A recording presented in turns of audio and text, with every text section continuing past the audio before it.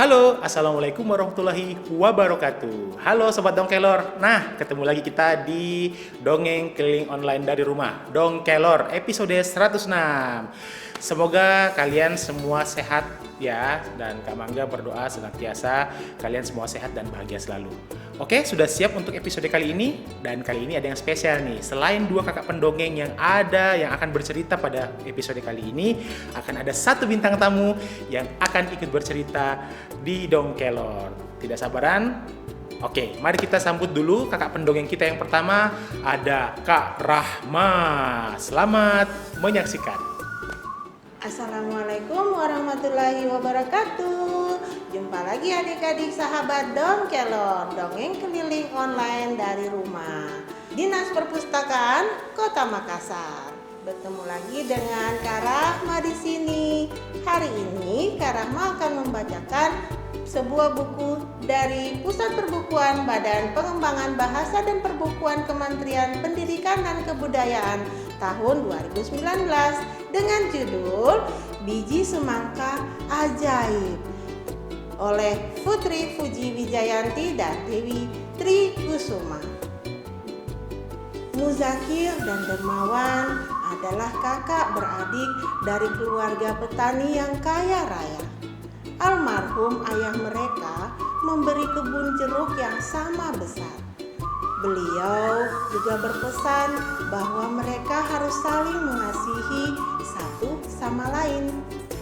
Muzakir harus menjaga adiknya Dermawan. Sifat mereka sungguh berbeda. Dermawan sangat pemurah sehingga ia suka memberi benih jagung kepada burung-burung. Sebaliknya, Muzakir sangat pelit.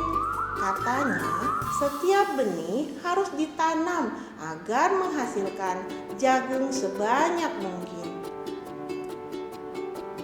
Dermawan, jangan bagi-bagi jeruk hasil panen itu. Nanti kau akan jatuh miskin, teriak Muzakir kepada adiknya saat ia membagi habis hasil panen pertamanya kepada para pekerja dan penduduk sekitar kebun. Muzakir berpikir bahwa dia lebih pintar dari Dermawan.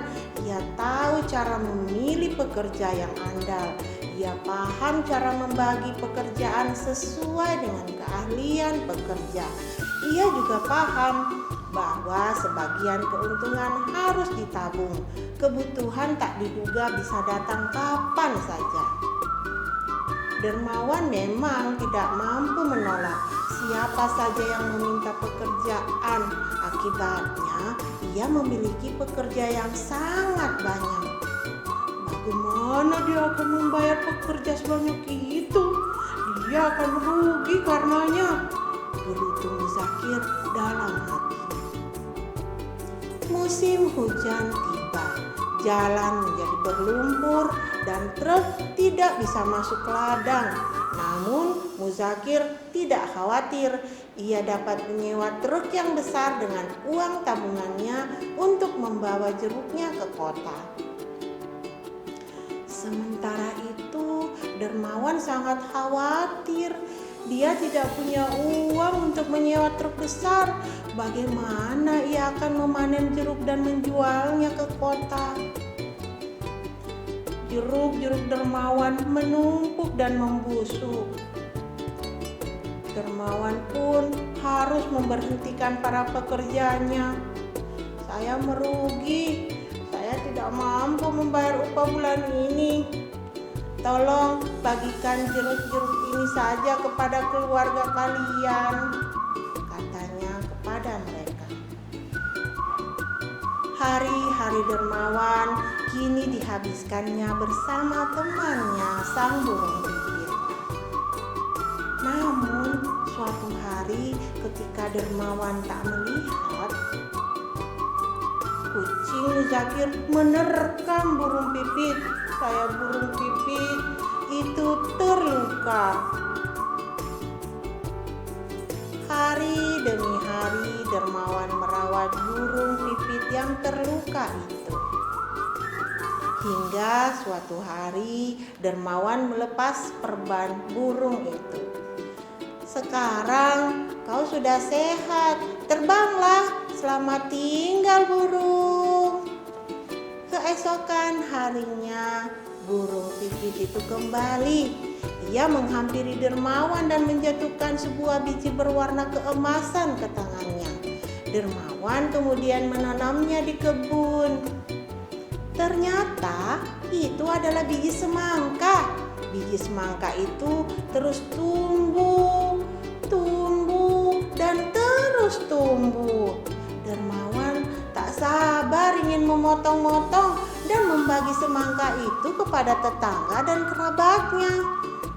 Namun betapa terkejutnya Dermawan, bukan daging buah yang merah yang dilihatnya, tapi butiran emas dan perhiasan. Wow, dengan butiran emas ini aku bisa membayar upah para pekerjaku. Aku bisa mengurus lagi kebun jeruk lagi. Aku akan membeli lahan untuk menanam semangka. Aku juga bisa menanam jagung untuk makanan burung-burung sahabatku, pikir Dermawan.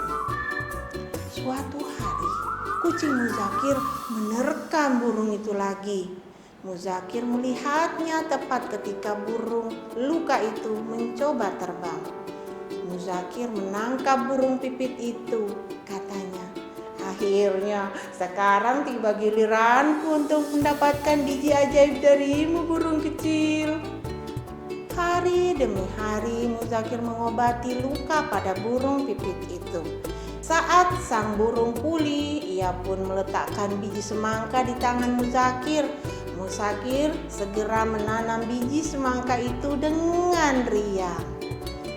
Beberapa minggu berlalu, semangka milik Muzakir siap untuk dipetik. Ukurannya bahkan lebih besar dari semangka milik Dermawan. Muzakir tidak sabar ingin melihat isinya. Muzakir membelah buah semangka raksasa itu. Sungguh mengejutkan. Bukan emas atau perhiasan yang ada di dalamnya, melainkan lumpur dan kotoran yang bau sekali. Dermawan menghampiri Muzakir yang terlihat malu. Ia menggenggam beberapa biji semangka. Kak Muzakir, mari kita tanam biji dari buah semangka ajaibku ini di tanahmu, katanya. Muzakir berterima kasih kepada Dermawan. Ia berjanji akan membagi ilmunya kepada Dermawan agar menjadi petani yang lebih baik. Setiap tahun mereka pun memanen semangka dari kebunnya yang subur. Ia selalu memeriksa isinya, meskipun sedikit kecewa karena semangkanya tidak berisi emas dan perhiasan. Muzakir menyukai semangka yang manis itu. Ia dan Dermawan pun membagi-baginya kepada kerabat dan tetangga mereka. Demikian cerita dari Kak Rahma. Terima kasih. Wassalamualaikum warahmatullahi wabarakatuh. Dadah. Oh, keren banget cerita yang dibawakan oleh Kak Rahma ya.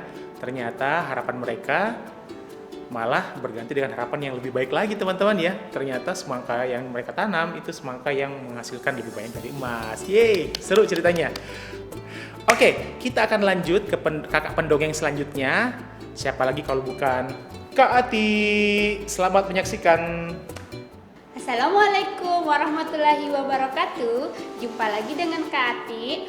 Hari ini Kak Ati akan bacakan sebuah cerita yang berjudul Kaus Kaki Bebek Bercerita. Nah, judul cerita ini ditulis oleh Ida R. Yulia dan ilustrator Matahari Indonesia. Yuk kita sama-sama saksikan ceritanya. Wah, hujannya awet ya. Ciluk ba, seru Tata. Rahil, lihat kakak. Kuek, kuek, kuek, kuek. Tawa Tata dan Rahil terhenti saat terdengar duar. Ibu, itu suara petir. Aku dan Rahil kaget. Ayo, segera berangkat, Tak. Jangan lupa payungmu ya. Tata berjalan menuju sekolah. Sekolahnya tak jauh dari rumah. Di persimpangan jalan, Tata bertemu sama Hana. Hana, kamu tidak bawa payung? Aku bawa jas hujan, Tak, tapi tasku sangat berat. Aku juga malas bawa payung, tapi ibu terus mengingatkanku. Air sepertinya ditumpahkan dari langit, cepat dan mendadak. Tata segera membuka payungnya. Hana tak sempat memakai jas hujan, bergegas menghampiri Tata. Mereka berlari menuju kelas. Anak-anak, hari ini kalian membuat karya bebas menggunakan stik ice cream. Seru Ibu Guru Kria kelas 5B. Karya dibuat bersama teman sebangku masing-masing ya. Tata dan Hana membuat kotak pensil. Saat bel pulang berdering, anak-anak boleh menyelesaikannya di rumah. Hujannya pun turun sangat deras. Ayah Hana datang menjemput. Tata juga ikut serta.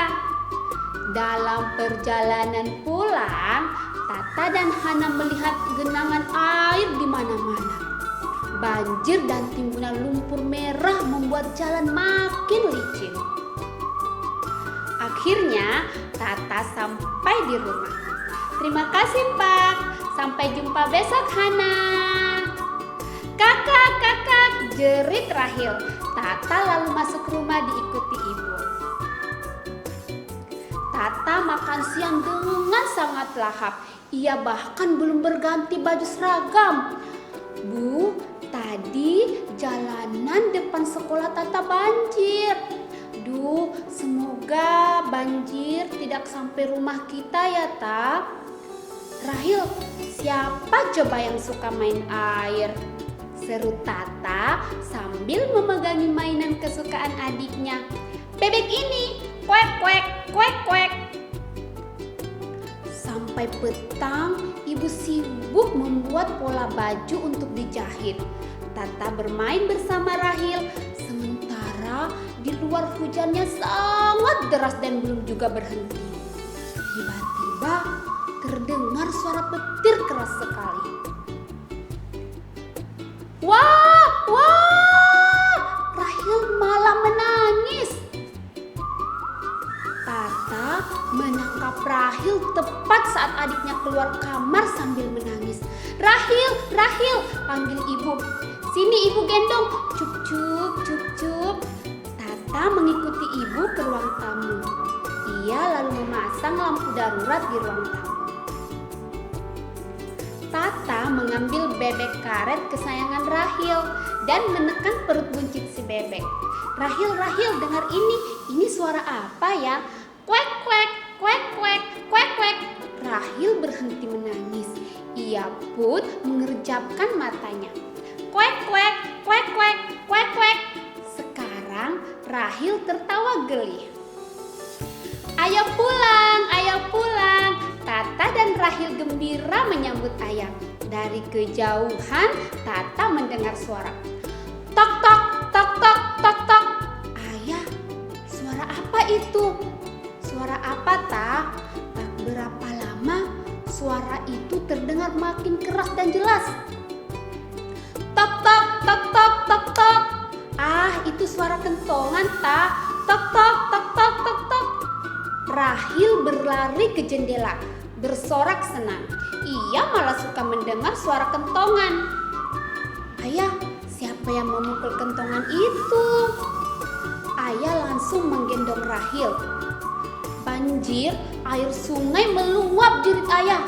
Tiba-tiba air mengalir deras dari bawah pintu. Tata, seru ayah sambil menyerahkan Rahil lalu bergegas keluar rumah. Rahil meronta dalam gendongan Tata. Ibu segera mencabut stop kontak listrik. Ibu juga mengamankan potongan pola baju yang baru dikerjakannya. Tata ingin ikut membantu ibu. Ia lalu mendudukkan Rahil di atas sofa. Rahil malah bersorak senang melihat air mulai memasuki ruang tamu. Air, air, Rahil mau main air.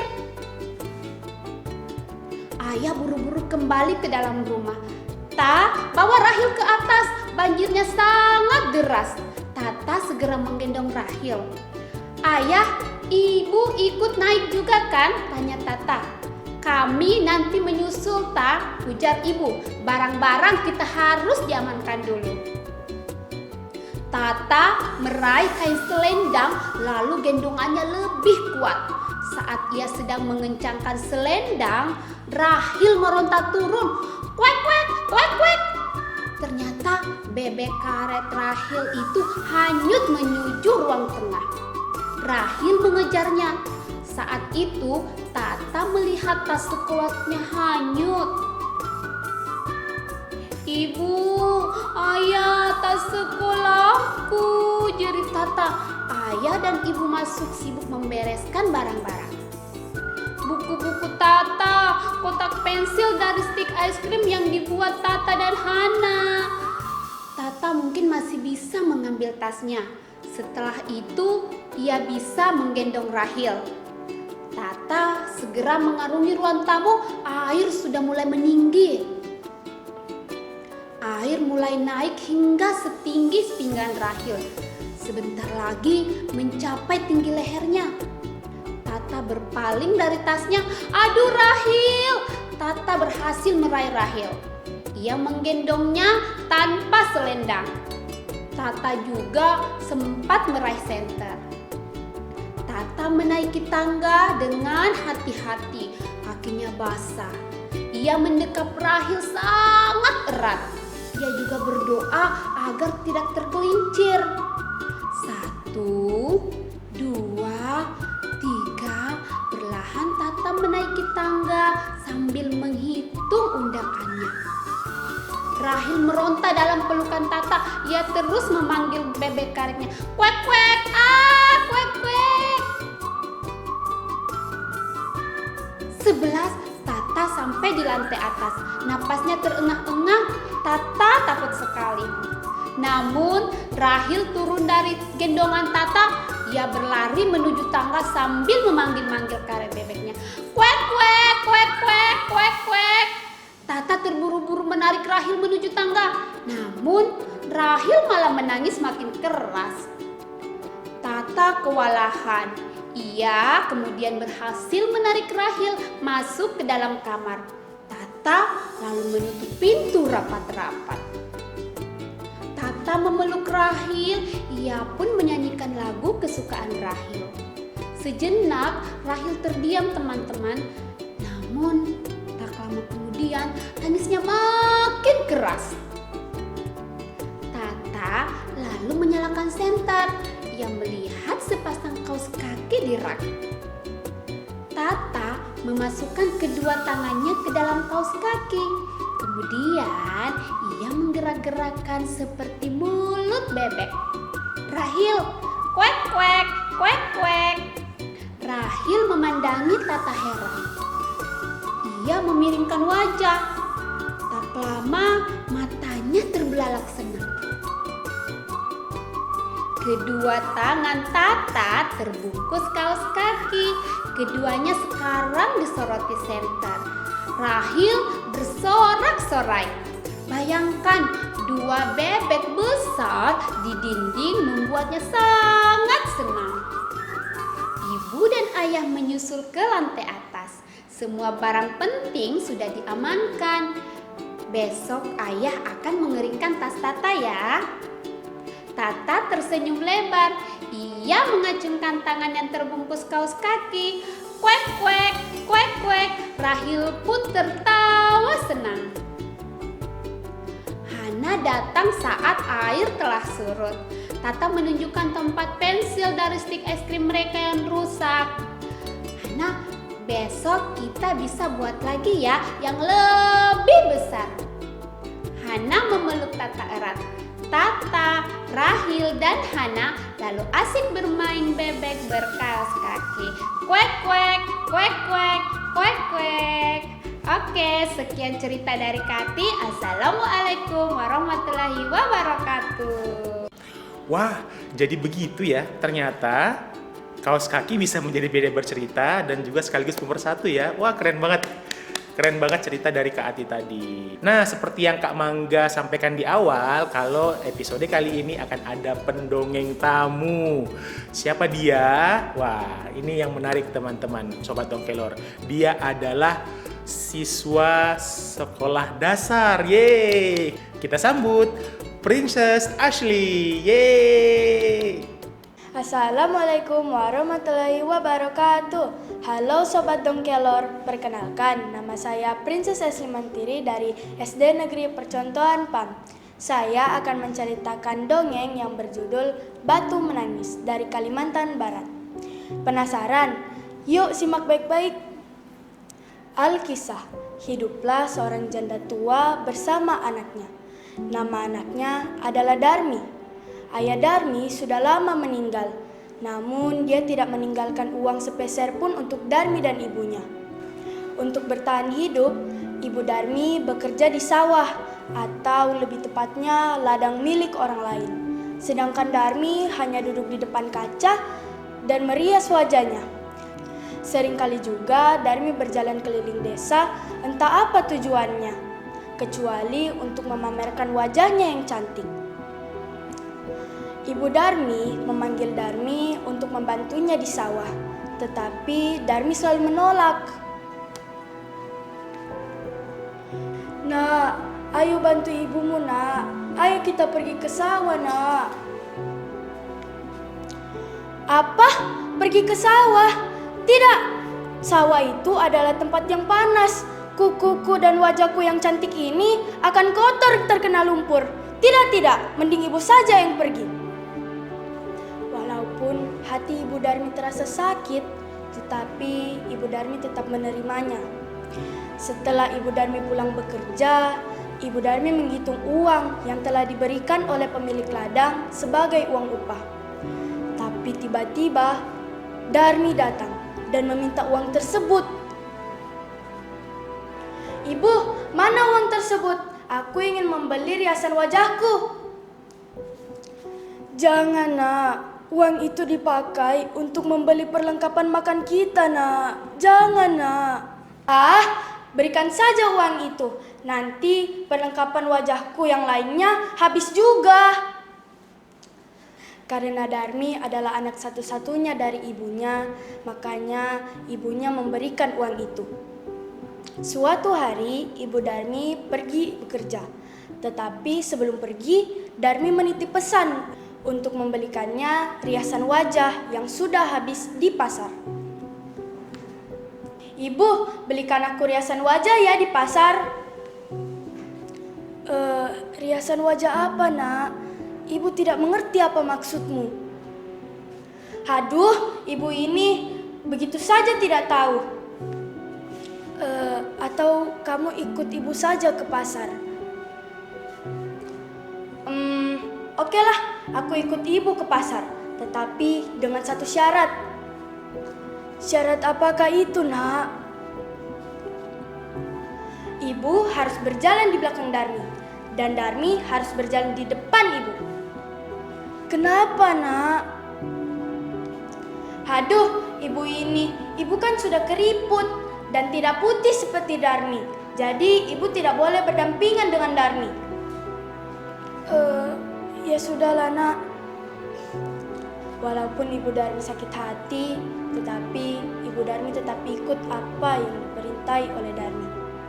Saat berjalan, Darmi bertemu dengan temannya.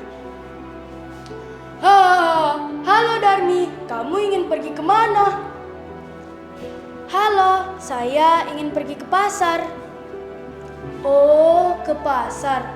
Lantas, siapa di belakangmu? Apakah itu ibumu? Ibuku? Tidak, ini bukan ibuku. Ini adalah pembantuku. Ibu Darmi sangatlah sakit hati, tetapi dia berusaha menahan rasa sakit itu. Tapi mau bagaimana lagi kalau kejadian itu terus berulang? Ibu Darmi tidak bisa bertahan lagi. Ibu Darmi berlutut dan berkomat kami tidak jelas. Darmi merasa bingung. "Ibu, ayo berdiri, kita harus pergi ke pasar." Tetapi Ibu Darmi tidak menjawab perkataan Darmi. Dia terus berkomat kami tidak jelas.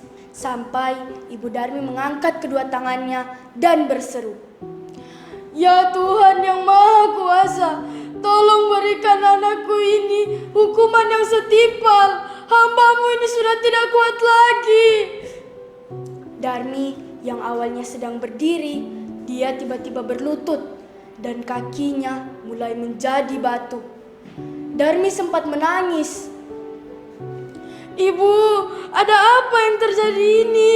Ibu, kenapa kaki Darmi menjadi batu, Ibu? Ibu, maafkan Darmi, Ibu. Darmi berjanji tidak akan mengulanginya lagi, Ibu, maafkan Darmi." Tetapi hukuman sudah dijalankan.